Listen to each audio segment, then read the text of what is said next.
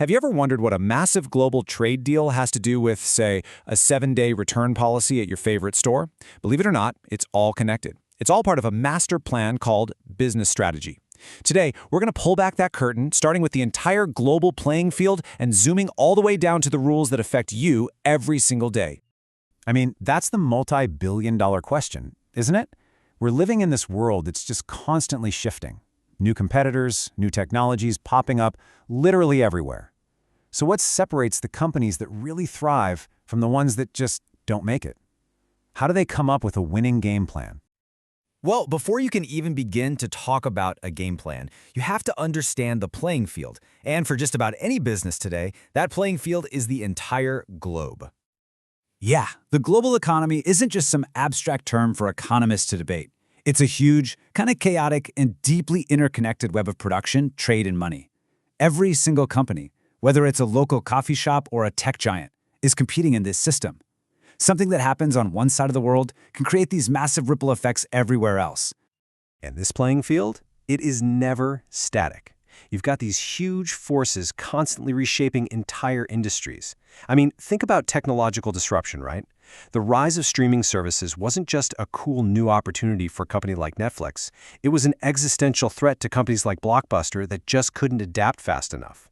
This right here is that global web in action. The phone that's probably in your pocket right now is a perfect example of a global supply chain. It's a product that literally couldn't exist without this incredible economic web, bringing together design from one place, raw materials from another, and manufacturing from all over the world.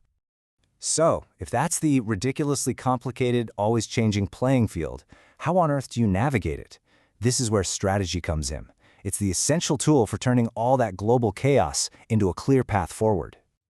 Now, don't make the mistake of thinking strategy is just a fancy to-do list. The magic words here are integrated and coordinated. It's all about making sure every single thing a company does, from its marketing campaigns to its manufacturing processes, is perfectly aligned and working together towards one single goal, creating an unbeatable advantage. And what's the whole point of that game plan? It's to achieve what we call a competitive advantage. This is the holy grail of business. It means you're doing something so valuable for your customers that your rivals just can't copy it, at least not easily or without spending a fortune. It's not just about being different, it's about being sustainably better. Now, to guide this strategy, companies rely on two key statements that, let's be honest, can be kind of confusing: vision and mission. Your vision, that's the big, inspiring dream. It's the what we want to become someday. The mission is way more grounded. It's about the here and now. What business are we in and who are we serving today? Think of it this way. Vision is the mountain peak you're aiming for. Your mission is the compass that keeps you heading in the right direction on today's hike. Okay, so we know what strategy is, but how is this game plan actually created? I mean, how does a company go from just a vague idea to a concrete plan of action that people can actually follow? You know, a great strategy isn't just born from some random moment of genius. It's a very disciplined process. The logic is actually simple, but incredibly powerful. First, you look outside the company to understand the battlefield, the opportunities and threats. Then, you look inside to see what weapons you have, your strengths and weaknesses. It's only by combining those two views that you can really craft a winning plan. A classic tool for doing this is the TOES matrix. And this isn't just some boring academic exercise. It's a strategic playbook. It forces you to ask those really critical questions like, how can we use our unique strengths to go after the biggest opportunities out there? And, just as important, how can we use those same strengths to act as a shield against the biggest threats? But how do you even know if something is a true strength? The VRIO framework is a fantastic little test for that. You ask 4 pretty simple questions about any resource or capability you have. If you can answer yes to all 4, well, you've probably got something that can lead to a sustained competitive advantage. If not, it might just be a temporary edge. A brilliant plan on paper is, well, pretty useless if it never leaves the boardroom, right? So how does all this thinking get put into action? How does it translate into what a company actually does every single day? It basically breaks down into these 4 key areas. At the end of the day, any strategy is really trying to win by being better in one or more of these building blocks. But here's the secret. No company can be the best at everything.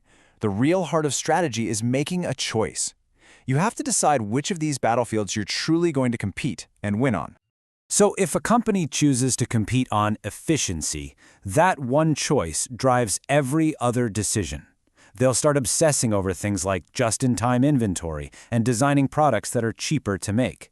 If they chose innovation instead, they'd be pouring money into R&D labs and rapid prototyping. A choice of quality would mean intense focus on testing. See?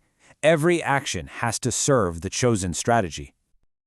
Okay, now we're at the most tangible part of our journey. How does that big, ambitious, high-level strategy connect to the rules that you and I, as employees or as customers, actually experience every day? This is where we need to make a really clear distinction between strategy and policy.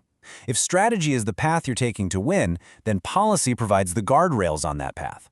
Policies are the rules and principles that make sure everyone in the organization makes decisions that are consistent with the overall strategy.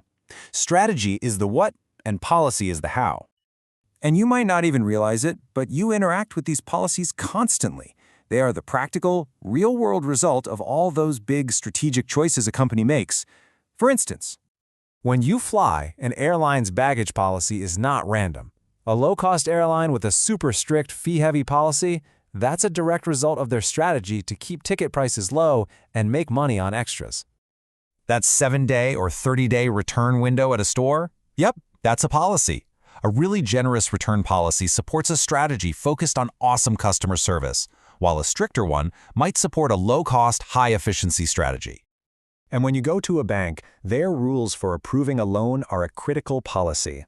That policy directly puts the bank's strategy for balancing risk and growth into action. This is exactly where a high-level plan becomes a real-world decision. So, we've journeyed all the way from the entire global economy down to a simple return policy, and we've seen how it all connects. And that leaves us with one final thought. Every company has a game plan for how it's trying to win. The real question is, do you know what your company's plan is, and what's your role in making it happen? Thanks for joining me.